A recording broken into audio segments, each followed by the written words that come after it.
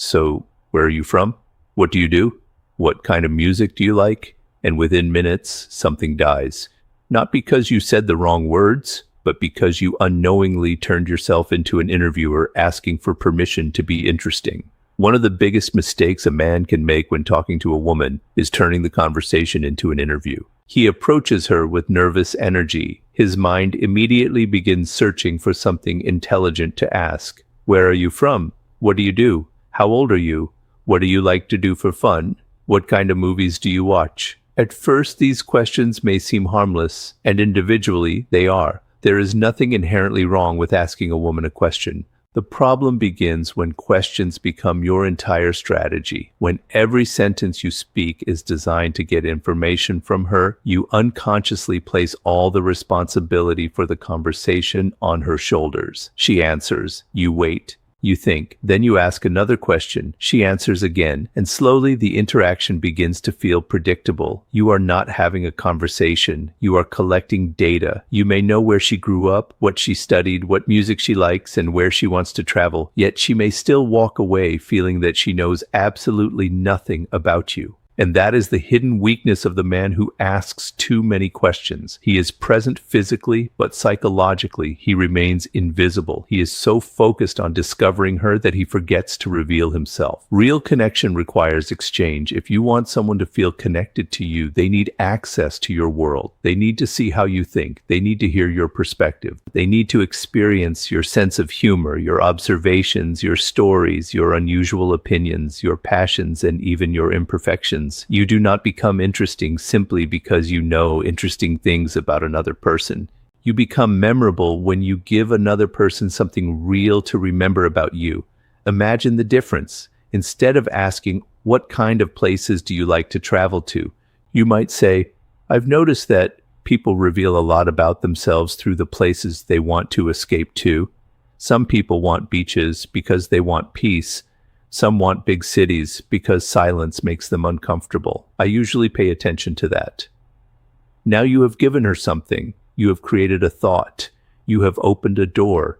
She can agree with you, disagree with you, laugh at you, challenge you, or tell you about herself. But the important thing is this: she is no longer simply answering a question. She is responding to your presence. That is a completely different dynamic. The goal is not to eliminate questions from your conversations forever. That would be unnatural. The point is to stop depending on questions because you are afraid that without them, the conversation will die. That fear is what makes many men sound rehearsed. They believe they must keep the interaction alive every second. They become terrified of silence. The moment there is a pause, their mind starts screaming, say something, ask something, don't let this get awkward. And suddenly another question escapes. So, do you have any siblings? The question itself is not the problem. The desperation behind it is. People can sense when you are talking because you genuinely have something to share, and when you are talking simply because you are afraid of losing their attention. Confidence in conversation begins when you understand a simple truth. You do not have to earn every second of someone's attention by performing. You can simply be present. You can notice something. You can react to something. You can share a memory. You can express an opinion. You can tell a short story. You can say what is actually happening in your mind. Suppose you are sitting with a woman in a cafe and she mentions that she loves waking up early. The interviewer immediately responds, "Oh, really? What time do you wake up? Then, do you work out? Do you eat breakfast? Have you always been a morning person?" Notice what happens. He takes one small piece of information and begins dissecting it like a detective. But a man who is comfortable revealing himself might say, "I never trust people who wake up early and look happy about it. I feel like they know something the rest of us don't." Now the conversation has personality. Maybe she laughs. Maybe she defends herself. Maybe she tells you why mornings make her feel alive. Maybe you tell her about the worst morning you have ever experienced. One thought leads naturally to another because you are participating instead of interrogating. The strongest conversationalists are not always the people with the most knowledge or the most clever lines. Often, they are simply people who are willing to expose a little of their inner world. That is what creates depth. When you tell someone what you think, you create the possibility of connection. When you tell someone a story, you allow them to enter your experience. When you express an unusual opinion, you give them something to react to. When you admit something small and human about yourself, you stop being a blank wall standing across from them. And this matters especially when you are attracted to someone. Attraction often makes people become unnatural. A man who normally has opinions suddenly becomes agreeable. A man who normally tells stories suddenly becomes cautious. A man who normally jokes becomes serious because he is afraid of saying the wrong thing. He starts monitoring himself. He edits every sentence. He tries to predict her reaction before he speaks. And in the process, he removes the very qualities that could have made the conversation feel alive. The more desperately you try to impress someone, the more likely you are to hide. You become careful, safe, predictable. You ask questions because questions feel safer than statements. A question allows you to hide behind curiosity. A statement reveals your personality. If you say, "What music do you like?" there is very little risk. But if you say, "I think people who say they listen to every kind of music usually mean they have no idea what they actually like," now you have taken a position. She might disagree, and that is exactly the point. Do not be afraid of respectful disagreement. Do not be afraid of having a perspective. You are not trying to manufacture agreement with every word. You are allowing a real exchange to happen. A woman does not need to agree with everything you say for a conversation to be enjoyable. Sometimes the most engaging moments come from playful disagreement, different viewpoints, and unexpected reactions. The man who constantly asks questions is often trying to avoid risk. The man who shares his perspective accepts that not every thought will receive approval. And that acceptance creates freedom. You stop speaking to get a perfect response. You start speaking because you have something authentic to contribute. This also means you must develop a life that gives you something to reveal. If your entire world revolves around scrolling, working, sleeping, and chasing attention, then conversation will naturally feel difficult because there is very little material inside you. Read things that challenge you. Notice human behavior. Travel when you can. Try unfamiliar experiences. Pay attention to your own mistakes. Develop interests. Have conversations with different kinds of people. The richer your internal world becomes, the less dependent you become on memorized conversation techniques. You will not need a list of 20 questions because life itself will give you material. You will hear something and remember an experience. You will see something and form an opinion. Someone will mention a subject and it will connect to a story from your life. That is how natural conversation works. Not through a script, through association, through presence, through the willingness to let another person see how your mind moves from one thought to another. And there is another advantage to revealing yourself. It allows you to discover whether the connection is actually mutual. When you only ask questions, you may become obsessed with whether she likes you. But when you reveal yourself, you begin to notice something more important. Do you like the way she responds to you? Does she show curiosity about your thoughts? Does she contribute to the conversation? Does she build on what you say? Does she reveal something about herself without being constantly pulled? Connection should not feel like one person digging for information while the other person simply provides answers. There should be movement in both directions. You share something. She responds. She shares something. You respond. The energy passes naturally between two people. And sometimes the most powerful thing you can do is stop trying to force that movement. If she gives short answers, do not panic and increase the number of questions. Do not begin performing harder. Do not desperately search for a new topic every 5 seconds. Relax. Give her space to participate. A conversation is not your responsibility alone. The moment you accept that, you become less anxious. You no longer see every pause as failure. You no longer believe you must constantly entertain. You understand that your value does not disappear simply because there are 3 seconds of silence. And when you stop chasing the conversation, something interesting happens. You begin to notice whether the other person is willing to meet you halfway. You stop trying to win attention and start observing the quality of the interaction itself. So the next time you talk to a woman, do not walk into the conversation carrying a mental questionnaire. Do not search desperately for the next question. Look around, notice something, share a thought, tell a short story, express an opinion. Let her see something real about you. Because connection does not begin when you finally discover the perfect question to ask. It begins when you are no longer afraid to be known, and you allow the conversation to move beyond information into personality, emotion, tension, humor, and the unpredictable exchange of two people discovering what happens when neither one is hiding behind another question. Most men believe that the secret to a good conversation is knowing what to ask. They search online for conversation starters. They memorize lists of questions. They try to remember clever topics. Before approaching a woman, they prepare themselves like someone studying for an examination. What should I ask first? What if she gives a short answer? What if the conversation becomes silent? What if I run out of things to say? This is where the problem begins. The moment you enter a conversation believing that you need to discover the perfect question, your attention moves away from the present moment and into your own head. You stop noticing what is actually happening. You stop listening naturally. You stop responding to the energy in front of you. Instead, you begin searching through a mental library of prepared lines.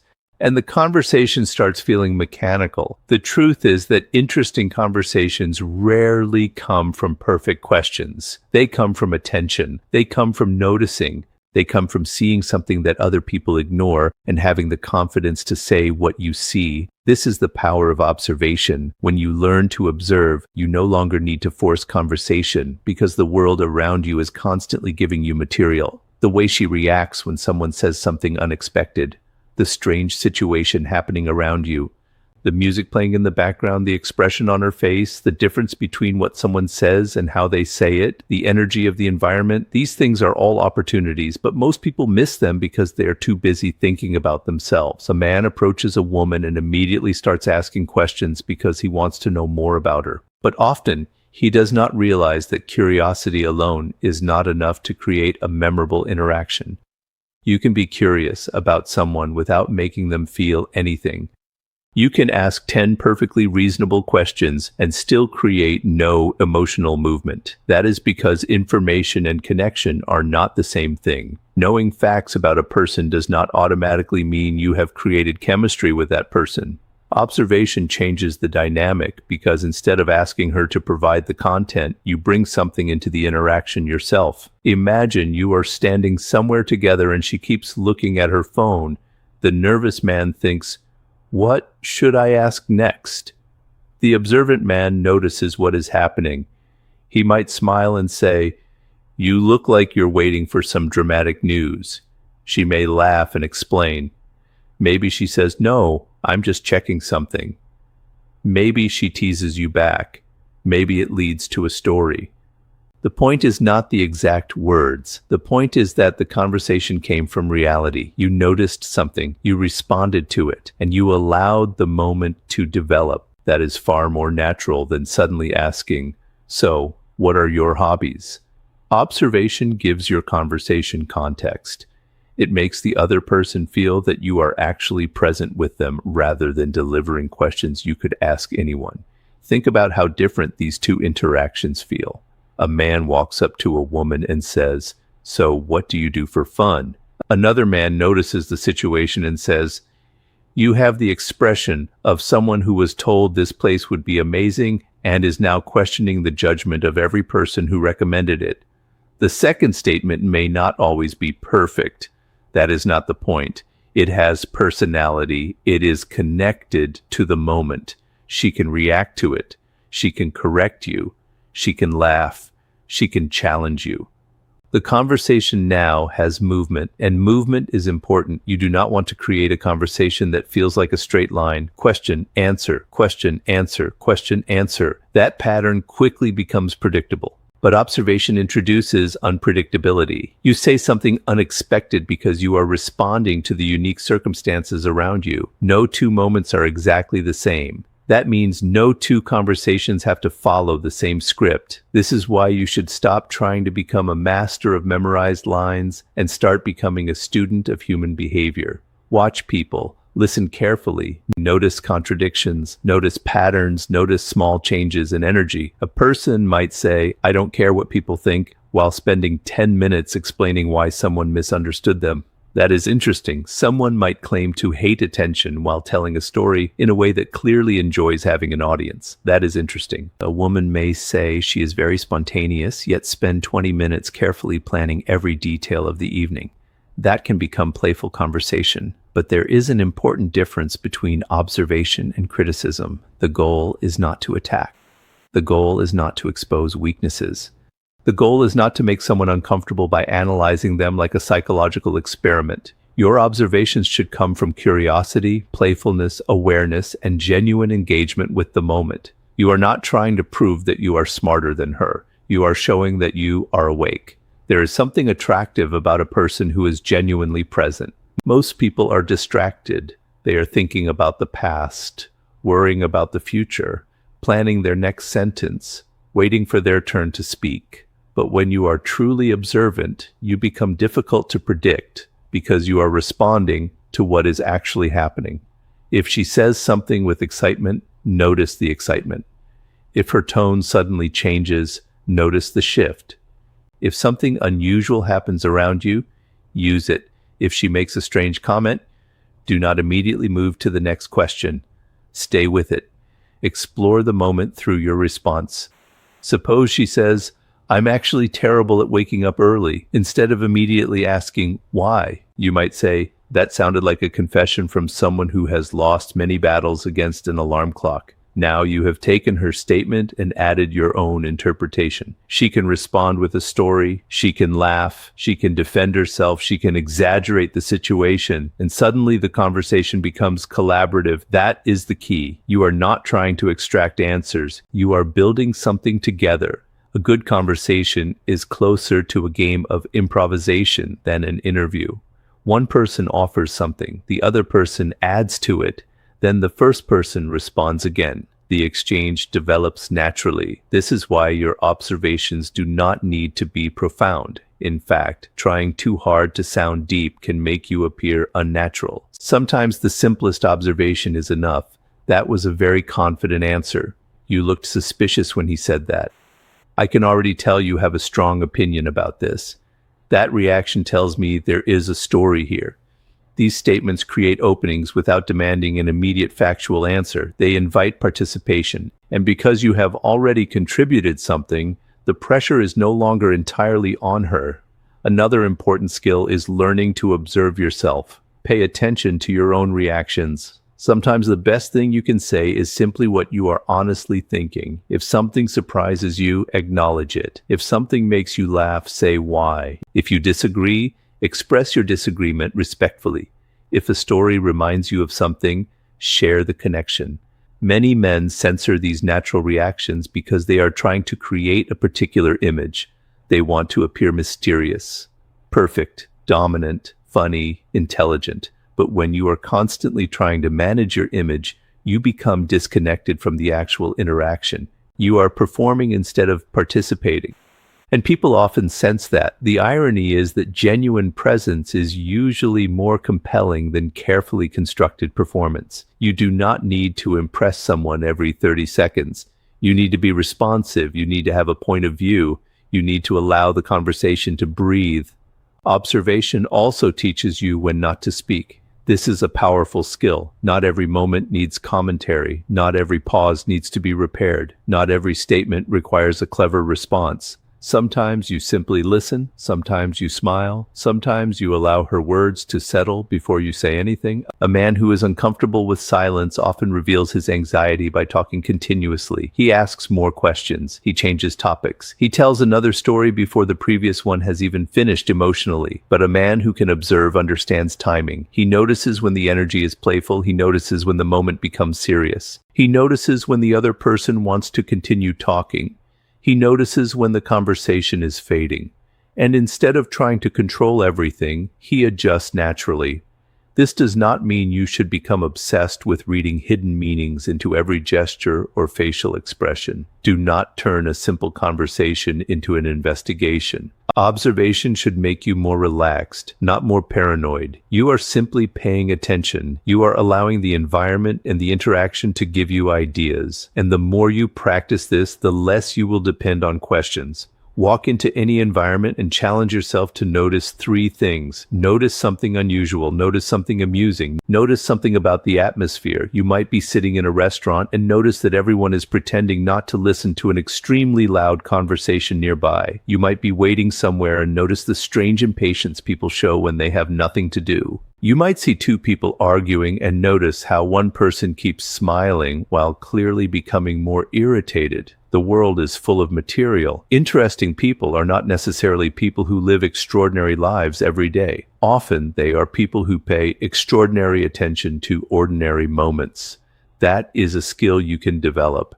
And when you bring that awareness into conversations with women, you stop treating them like mysterious puzzles that must be solved with the correct sequence of questions. You begin treating them like human beings existing with you inside a specific moment. You respond to what they say. You respond to what they do. You respond to the environment. You bring your own interpretations. You allow the interaction to become unique. And this is where conversation starts becoming effortless, because you are no longer carrying a script in your mind. You are no longer desperately searching for the next topic. You trust your ability to notice. You trust your ability to react. You trust that if you are genuinely present, something will eventually give you a reason to speak. The conversation no longer depends on having the perfect question. It depends on your willingness to see what is already in front of you and have the courage to bring your own perspective into the moment, noticing the subtle details, the unexpected reactions, the changing energy, and the small human contradictions that can turn an ordinary exchange into something impossible to predict. One of the fastest ways to make a conversation feel lifeless is to become obsessed with getting answers. Many men approach a woman with an invisible goal in their mind. Find out who she is. What does she like? Where does she live? What does she do? What are her interests? What does she think about this? And again, there is nothing wrong with wanting to know someone. The problem begins when the entire conversation becomes a mission to collect information. You ask, she answers.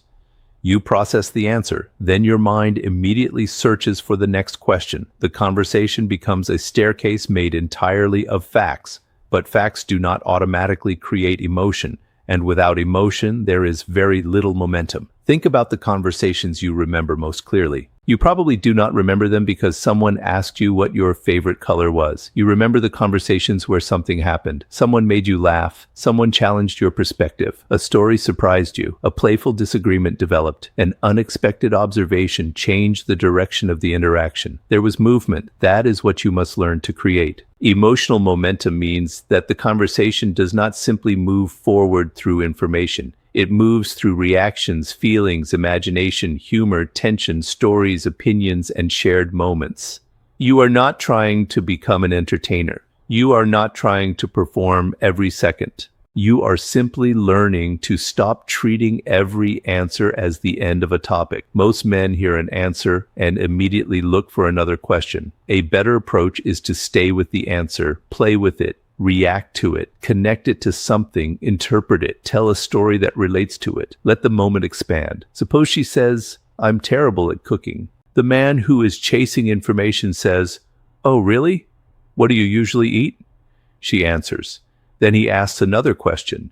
But the man who understands emotional momentum might smile and say, "That sounds like the beginning of a story involving smoke, panic, and a fire alarm. Now the interaction can move in several directions." She might laugh and tell you about a disaster in the kitchen.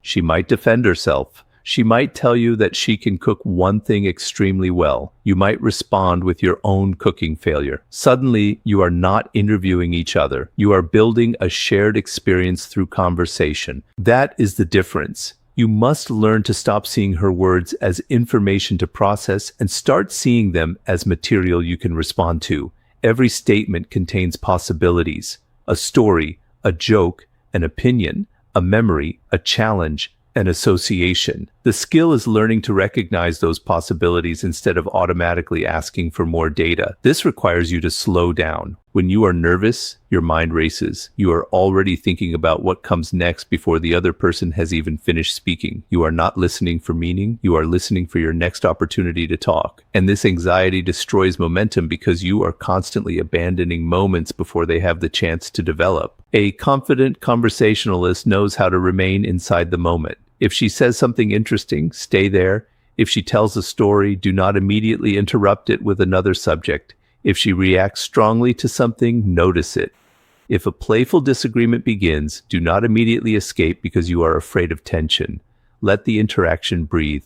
Not every form of tension is negative. There is playful tension. There is curiosity. There is surprise. There is the tension of two people seeing the same situation differently. A conversation without any variation often becomes flat. Imagine listening to a song where every note has exactly the same volume, the same rhythm, and the same emotional tone. Eventually, you stop paying attention.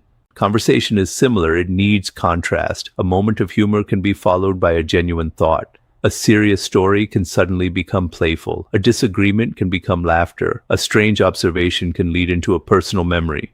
This emotional variation keeps the interaction alive. But many men are afraid to create variation because they believe every conversation must remain safe. They agree with everything. They laugh at everything. They avoid expressing unusual opinions.